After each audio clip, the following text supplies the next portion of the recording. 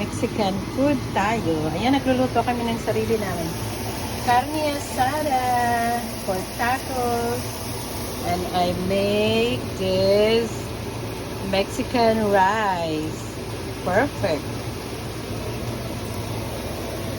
Then, ito na siya. We slice it. And then we have salsa. You open the salsa? We make some salsa too. Yan, salsa. Then we're I'm gonna make taco now. Okay. 3 tacos. Yan yung ating tortillas. Then, put some meat. In there, meat. Then, lagyan natin siya ng where's my stuff?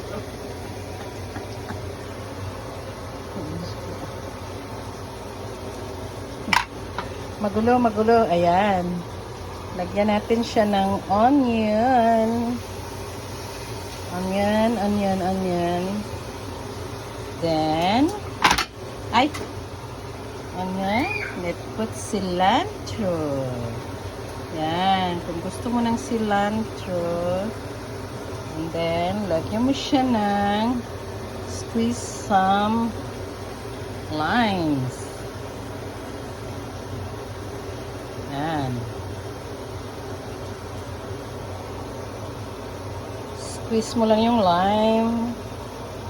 Yan.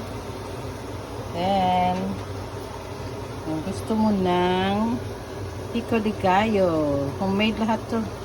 Yan. There you go. Yan. Ready na ang ating taco. Mexican food. Have a good day.